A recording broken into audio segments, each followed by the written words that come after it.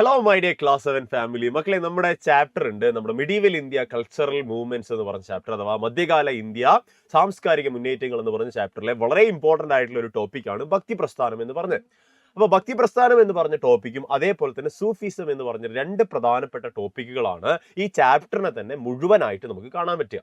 അപ്പൊ എന്റെ മക്കൾക്ക് വേണ്ടിയിട്ട് ഇന്ന് ഈ കുഞ്ഞു വീഡിയോയിൽ നിങ്ങൾക്ക് മിഡിവൽ ഇന്ത്യയിലെ ഭക്തി പ്രസ്ഥാനത്തിലെ പ്രധാനപ്പെട്ട ഗ്രൂപ്പുകൾ, ആ ഗ്രൂപ്പുകളിലുള്ള ആളുകൾ, ഇവരുടെ പേരുകളാണ് നിങ്ങൾക്ക് വേണ്ടി ഞാൻ പറഞ്ഞു തരാൻ പോകുന്നത്. അപ്പോൾ welcome back to future family മക്കളെ. ഞാൻ നിങ്ങളുടെ സ്വന്തം ഹരിസാറാണ്. സോഷ്യൽ സയൻസിലെ വളരെ ഇമ്പോർട്ടന്റ് ആയിട്ടുള്ള ഈ ഒരു ടോപ്പിക്ക് നിങ്ങൾക്ക് നമ്മൾ ബാച്ചിലൊക്കെ ആയിട്ട് ഒരുപാട് കാര്യങ്ങൾ നമ്മൾ ഈ ചാപ്റ്ററിനെ പറ്റി പറഞ്ഞിട്ടുണ്ട്. അപ്പോൾ ബാച്ചിലേക്ക് ജോയിൻ ചെയ്ത് പഠിക്കാൻ താല്പര്യമുള്ളവരൊക്കെ ഉറപ്പായിട്ട് നമ്മുടെ ബാച്ചിലേക്ക് ജോയിൻ ചെയ്ത് പഠിക്കാൻ മക്കളെ. നമുക്ക് ഉറപ്പായിട്ട് എന്ത് ചെയ്യുക, 7ാം ക്ലാസ്സിലെ സോഷ്യൽ സയൻസിൽ നല്ലൊരു മാർക്ക് മേടിക്കാൻ സാധിക്കുമാവട്ടെ. അപ്പോൾ നമ്മൾ പറഞ്ഞു വന്ന ഇത്രേ ഉള്ളൂ. ഈ പറഞ്ഞിട്ടുള്ള പ്രോമിനന്റ് പോയറ്റ്സ് ഓഫ് ദി ഭക്തി മൂവ്മെന്റ്, അഥവാ ഭക്തി പ്രസ്ഥാനത്തിലെ പ്രധാനപ്പെട്ടിട്ടുള്ള പോയറ്റുകൾ ആരൊക്കെയാണ്, അല്ലെങ്കിൽ പ്രധാനപ്പെട്ട ആളുകൾ ആരൊക്കെയാണ് എന്നുള്ളതാണ് നമ്മൾ മനസ്സിലാക്കാൻ പോകുന്നത്. അപ്പോൾ ഇത് മനസ്സിലാക്കുന്നതിന് മുന്നേ തന്നെ നിങ്ങൾ അറിഞ്ഞിരിക്കുക, ഭക്തി പ്രസ്ഥാനത്തിനെ രണ്ട് രീതിയിൽ ക്ലാസിഫൈ ചെയ്യുന്നു.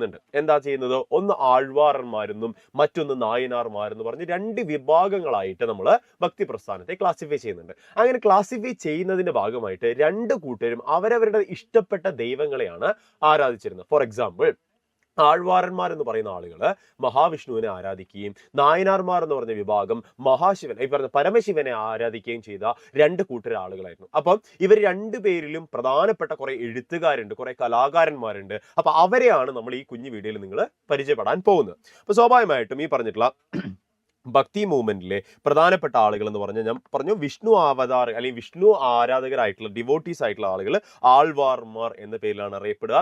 ഫോർ എക്സാമ്പിൾ, കുലശേഖര ആൾവാർ എന്ന് പറഞ്ഞതാണ് ഒന്നാമത്തെ വ്യക്തി എന്ന് പറയുന്നത്. അതിനുശേഷം രണ്ടാമത്തെ ആളാണ് പെരിയാൾവാർ എന്ന് പറഞ്ഞ വ്യക്തി. അതിനുശേഷം മൂന്നാമതായിട്ട് നിങ്ങൾ കാണുന്നതാണ് നാം ആൾവാർ അല്ലെങ്കിൽ നമ്മാൾവാർ എന്ന് പറഞ്ഞിട്ടുള്ള മൂന്നാമത്തെ ഒരു വ്യക്തി.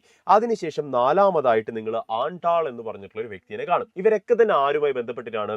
ആഴ്വാർമാരുമായി ബന്ധപ്പെട്ടിട്ടാണ്. ആഴ്വാറന്മാർ എന്ന് പറഞ്ഞു കഴിഞ്ഞാൽ നിങ്ങളുടെ മനസ്സിലേക്ക് വരണം, മഹാവിഷ്ണുവിനെ ആരാധിക്കുന്ന ഭക്തി പ്രസ്ഥാനത്തിലെ ഒരു വിഭാഗം ആളുകളെയാണ് നമ്മൾ ആഴ്വാറന്മാർ എന്ന് വിളിക്കുക.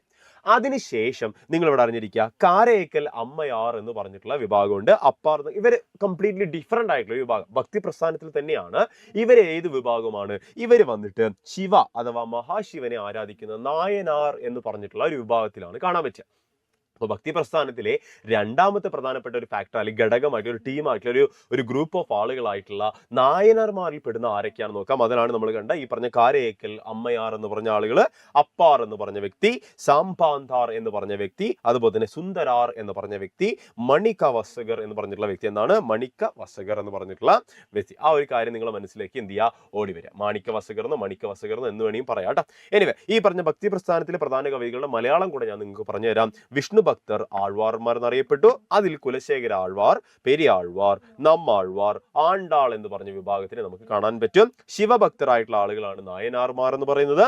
കാരയ്ക്കൽ അമ്മയാർ, അപ്പാർ, സമ്പന്താർ, സുന്ദരാർ, മാണിക്യവാസകർ എന്ന് പറഞ്ഞിട്ടുള്ള വ്യക്തികളെയാണ് നിങ്ങൾക്ക് ഈ പറഞ്ഞിട്ടുള്ള നായനാർമാരുടെ ഗ്രൂപ്പിൽ കാണാൻ പറ്റുക. ഇങ്ങനെ രണ്ട് വിഭാഗങ്ങളായിട്ട് ഭക്തി പ്രസ്ഥാനത്തെ തരംതിരിച്ചിട്ടുണ്ട്. അത് നിങ്ങൾ അറിഞ്ഞിരിക്കുക. അതിൽ പ്രധാനപ്പെട്ട പോയറ്റുകൾ ആരൊക്കെയാണ് നിങ്ങളെ മനസ്സിലാക്കി കഴിഞ്ഞാൽ അടിപൊളിയായിട്ട് നിങ്ങൾക്ക് ഇങ്ങനെ ഒരു ക്വസ്റ്റ്യൻ വന്നു കഴിഞ്ഞാൽ എക്സാമിന് നല്ല മാർക്ക് മേടിക്കാൻ പറ്റും. ഒരു 4 മാർക്കിനോ അല്ലെങ്കിൽ 2 മാർക്കിനോ ഒക്കെ ആയിരിക്കും ഈ ഒരു ചോദ്യം നിങ്ങളുടെ മുന്നിലേക്ക് വരാൻ പോകുന്നത്. അപ്പോൾ അടിപൊളിയായിട്ട് നിങ്ങൾക്ക് പഠിച്ച് നന്നായിട്ട് മാർക്ക് മേടിക്കാൻ പറ്റുന്ന മക്കളെ, നമുക്ക് നെക്സ്റ്റ് ഒരു വീഡിയോ ആയിട്ട് വളരെ പെട്ടെന്ന് കാണാം. ബാച്ചിലേക്ക് ജോയിൻ ചെയ്ത് പഠിക്കേണ്ടവർക്ക് ഉറപ്പായിട്ട് നമ്മുടെ ബാച്ചിലെ ഫ്യൂച്ചർ ബാച്ചിൽ നിങ്ങൾ ജോയിൻ ചെയ്ത് പഠിക്കാൻ മക്കളെ. ക്ലാസ് 7 ബാച്ച് ഉണ്ട്. അപ്പോൾ നമുക്ക് എന്ത് ചെയ്യാം, അവിടെ വെച്ച് കാണാം, യൂട്യൂബിലും കാണാം. ഓണം എക്സാമിന് നല്ല മാർക്ക് മേടിക്കാൻ നിങ്ങളോട് സാധിക്കട്ടെ മക്കളെ. Happy learning. See you till then. Bye by.